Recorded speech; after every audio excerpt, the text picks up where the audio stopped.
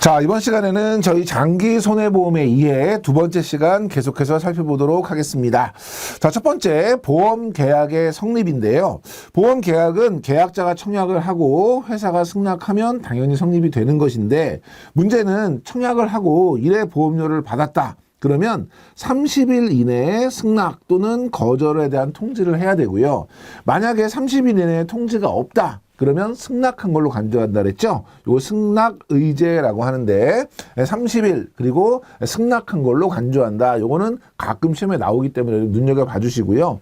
만약에 거절을 했다. 거절을 하게 되면 기납입보험료 당연히 돌려드릴 건데 가지고 있었던 기간 동안에 이자, 그래서 해당 이자를 더해서 반환한다. 그래서 원금만 반환하는 것이 아니라 보관하고 있던 기간 동안에 이자를 더한다라는 거 기억해 주시고, 만약에 신용카드로 납입을 했다. 그럼 신용카드의 경우에는 저희가 쓰고 나서 한 달쯤 있다가 대금 결제를 하잖아요. 근데 우리는 30일 이내에 승낙 거절 통지를 하죠. 그러니까 실제로 고객이 자기가 결제한 금액을 지불하기 이전에 승낙 거절 통지가 완료가 되기 때문에 이런 경우에는 이자를 주지는 않아요. 매출만 취소를 해주고 이자를 더해서 지급하지는 않는다. 이것도 같이 기억해 주시면 되겠습니다. 자, 계약 전 알릴 의무, 고지 의무예요. 그래서 청약서의 질문사항에 대해서 사실대로 알리는 것이 중요하고, 만약에 위반을 했다. 그러면 결정적인 경우에는 보험계약을 해지할 수 있고요. 그리고 사고가 발생했다 하더라도 보험금을 이제 지급하지 않는 이런 불이익들이 발생할 수 있으니까 고지 의무는 충실하게 이행하는 것이 좋겠습니다. 자, 계약 후 알릴 의무, 통지 의무예요. 지체 없이 서면으로 회사에 알리고 보험 증권에 확인을 받도록 하고 있다. 그래서 저희가 통상적으로 통지 의무를 이행을 했을 경우에 구두상으로 알렸을 경우에는 나중에 알렸다 안 알렸다에 관련돼서 여러 가지 문제가 생길 수 있기 때문에 가급적이면 서면으로, 그리고 통지 의무를 이행을 했다고 하면 그 내용을 보험증권에 기재하도록 이렇게 저희가 권하고 있고요. 장기 화재보험 등 재산보험인 경우, 그래서 재산보험인 경우에는 주로 위험의 증가 부분을 이제 통지하는 것이 중요하겠죠. 그래서 다른 보험자와 동일한 위험 보장을 하는 계약, 즉 중복 계약을 체결한 경우. 두 번째, 보험 목적의 양도 또는 다른 곳으로의 이전. 세 번째, 건물의 구조 변경, 개축, 증축 이런 수선의 경우에는 15일 이상 수선하는 경우, 그리고 용도가 변경되는 경우, 건물을 30일 이상 비워두거나 휴업하는 경우. 요건 앞쪽에서 저희가 화재보험에서 이미 다 공부하셨던 내용들이기 때문에 리뷰하시면 될 것 같고요. 중요한 거는 화재보험처럼 재산보험의 경우에는 피보험자의 직업이라든지 이런 것들이 변경된 것은 통지 의무사항에 해당되지가 않지요. 그래서 뒤에 보면 피보험자의 직업 변경 이런 것들을 섞어서 문제를 많이 내고 있기 때문에, 우리가 상해보험인 경우에는 임보험이기 때문에 피보험자의 직업이 위험을 가르는 중요한 요소이지만 재산보험에서는 통지 의무 대상에 해당되지 않는다. 요거 기억해 주시면 되겠습니다. 자, 밑에 신체상해보험. 신체상해보험에서는 중요한 게 피보험자의 직업 또는 직무의 변경이 되겠죠. 그리고 이제 이륜자동차, 원동기 장치 자전거 이런 것들을 계속해서 사용하느냐 그렇지 않느냐 이런 것들이 이제 이슈가 될 텐데, 여기서도 마찬가지로 상해보험에서는 위에 있는 것처럼 목적이 양도됐다던가 이전됐다거나 이런 것들은 해당되지 않는다. 두 개를 여러분이 비교해서 기억해 주시면 되겠습니다. 자, 계약의 무효입니다. 첫 번째, 보험사고가 이미 발생했다. 사고가 났는데 보험을 들었기 때문에 당연히 무효일 것이고요. 두 번째, 타인의 사망을 보험금 지급 사유로 하는 계약에서 피보험자의 서면 동의를 얻지 않은 경우, 이 경우에도 역시 무효가 되겠죠. 이런 것들은 이제 보험 범죄 같은 것들을 방지하기 위한 것이고, 다만 단체 보험은 제외하겠다. 이 부분 이제 중요하죠. 왜 그런 거예요? 단체 보험은 내가 역선택을 할 수 있는 여지가 없는 거죠. 제가 들고 싶다고 드는 것이 아니라 단체장이 가입 의사를 결정하는 것이기 때문에 내가 뭔가 다른 마음을 먹고 뭔가 보험을 들거나 하는 것을 할 수가 없어요. 그렇기 때문에 단체 보험 안에 피보험자로 포함이 돼 있다면 그런 경우에는 이 경우에도 그 무효로 보지 않겠다 이런 얘기고요. 만 15세 미만자, 심신상실자, 심신박약자의 사망을 보험금 지급 사유로 한 경우, 이것도 당연 무효이죠. 그래서 혼자서 의사결정을 할 수 없는 사람들, 이런 사람들의 경우에는 사망을 담보로 한 보험은 원칙적으로 무효이고요. 예를 들어서 친권자의 동의를 얻어서 가입할 수 있다? 아니 아니에요. 원천적으로 무효다. 기억해 주시고, 피보험자의 나이에 미달되거나 초과되는 경우 보험 해당 연령이 아니기 때문에 계약하더라도 무효가 된다는 뜻이겠죠. 그래서 계약의 무효 사유가 아닌 것은, 무효 사유인 것은 이런 시험 문제 나올 때 자주 나오는 게 뭐냐면 수익자의 사기 행위, 동일한 위험을 담보하는 다른 계약의 체결, 중복 계약은 뭐 무효에 해당되지 않는 것이죠. 피보험자의 위험의 현저한 증가, 이런 것들은 통지에 관련된 의무인 것이지 무효와 상관없고, 특히 수익자의 사기 행위 자체가 법적으로 처벌을 받을 수 있을지언정 그 계약 자체가 무효가 되는 것은 아니다. 이렇게 봐주시면 되겠습니다. 자, 다음에 계약 내용의 변경입니다. 계약자는 회사의 승낙을 얻어서 계약의 내용을 변경할 수 있는데요. 보험 종목, 보험 기간, 납입 주기, 납입 방법, 납입 기간, 그리고 계약자와 피보험자, 그리고 보험 가입 금액 등을 이제 변경할 수 있는데요.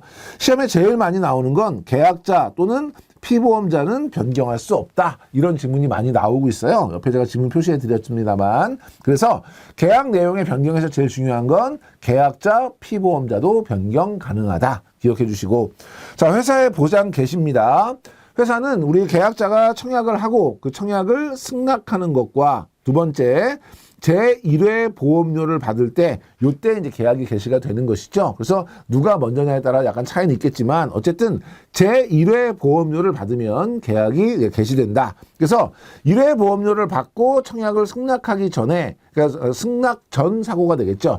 보험료는 받았는데 아직 승낙 거절 여부를 확정하지 않았어요. 근데 그때 사고가 났어요. 지급 사유가 발생했죠. 이럴 경우에는 특별한 거절 사유가 없는 한 지급하도록 하고 있습니다. 그래서 특별한 거절 사유가 없는 한 승낙 전 사고에 대해서는 보상을 원칙으로 한다. 이것도 같이 챙겨주시고요. 자, 다음에 이제 보험금 등의 지급인데요. 이 부분에서는 얘가 이제 시험에 제일 많이 나오는 부분이에요. 그래서 날짜, 숫자, 퍼센트 이런 거 눈여겨봐 주셔야 되는데, 자, 환급금은 이제 만기에 돌려드릴 수도 있고요. 중간에 해지를 할 경우에 해지 환급금을 돌려드릴 수도 있고, 아니면 만기 이전에 일정한 환급금이 지급되도록 약정이 된 것이라고 하면 그때도 역시 마찬가지로 환급금 형태로 드리겠죠. 환급금은 청구일로부터 3영업 이내에 지급하는 것을 원칙으로 하고 있습니다. 3영업일이 시험에 많이 나오고요. 이걸 뭐 10영업일, 7영업일 이런 식으로 바꿔서 지문에 나오기도 하고요. 지급시기 7일 이전에 사유의 금액을 계약자, 수익자에게 공시하도록 하고 있습니다.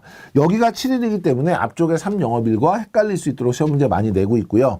그러니까 청구를 받으면 3영업일 이내에 지급은 하는 것이고요. 얼마가 지급된다는 걸 7영업일 이내에 고지를 하라는 얘기죠. 만기 및 해약 환급금, 지급 사유 발생일의 다음 날부터 1년 이내에는 평균 공시이율의 50%, 1년 초과 시에는 평균 공시이율의 40%를 적용한다라는 것이죠. 그래서 1년 이내의 경우에는 50%, 40% 나누어서 그래서 1년 이내는 50%, 1년 초과는 40%인데 이거를 평균 공시이율인데 표준이율 또는 예정이율 이렇게 시험 문제 내기도 하고요.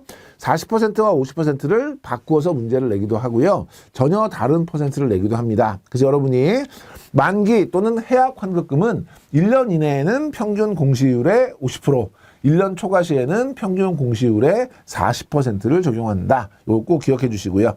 자, 보험금의 지급입니다. 신체 손해보험금, 그래서 이제 상해나 질병과 관련된 것들은 서류 접수일로부터 3영업일 이내에 지급하는 것을 원칙으로 하고 있고요. 배상 책임이나 재산 손해 같은 경우는 신체는 명확하잖아요. 다치거나 아프거나 이런 건 빠르게 판단할 수 있지만 배상 책임이나 재산 같은 경우에는 그 사유가 발생했는데 그 사유가 실제로 효력이 있는 사유인지 이런 것들을 판단하는 데 시간이 조금 더 걸리거든요. 그래서 재산 손해보험금이나 배상 책임에 대한 보험금은 7일 이내에 지급하도록 하고 있어요. 그래서 보험금의 지급은 서류 접수되고 우리 개인 신체보험은 3영업일, 재산이나 책임보험은 7영업일 이내에 지급한다. 요거 기억해 주시면 되겠습니다.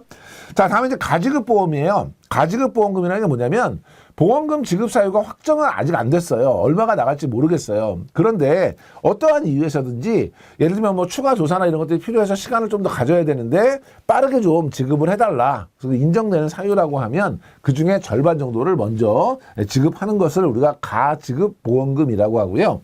그 권리는 이제 계약자 피보험자에게 있을 거고 청구를 하는 경우에 가지급 보험금이 지급됩니다. 무조건 지급되는 것은 아니고요. 자, 보면 추가적인 조사 또는 확인으로 지급 기일이 초과돼요. 원래는 3영업일 이내에 지급을 해야 되는데 지급 기일이 초과돼요. 그럴 때 피보험자나 수익자의 청구가 있으면 그때 추정 보험금의 50%, 두 개가 중요해요. 추정 보험금도 중요하고 50%도 중요하고 시험 문제에는 확정 보험금으로도 많이 나오고요. 퍼센트를 50%가 아니라 80%, 60% 이런 식으로 나오기 때문에 추정 보험금의 50% 잘 챙겨두시고 확정보험금이 아니라는 거 기억해 주시고 자, 배상책임 및 재산종합보험은 지급보험금 결정 전이라도 피보험자의 청구가 있으면 추정보험금의 50% 상당액을 미리 지급한다. 그래서 지급보험금이 결정이 안 되었더라도 그 청구에 의한 가지급보험금의 지급은 가능하다. 둘 다 퍼센트는 몇 퍼센트예요? 50% 상당액이다. 이것도 좀 기억해 주시면 될 것 같고요. 자, 다음에 이제 장기 화재보험인데요. 장기 화재보험은 앞에서 공부하셨던 화재보험의 내용과 동일하기 때문에 여러분 리뷰해 보시면서 보시면 좋을 것 같습니다. 자, 첫 번째 인수 대상 물건입니다. 사람이 살면 주택, 뭔가를 만들면 공장, 이것도 저것도 아니면 일반 물건 이렇게 저희가 구분했고요. 위험품이 있는 경우에는 위험품 할증 물건 이렇게 구분합니다. 자, 명기 물건도 역시 마찬가지로 화재보험과 동일하죠. 명확하게 기재하는 경우에만 보상하겠다는 거예요.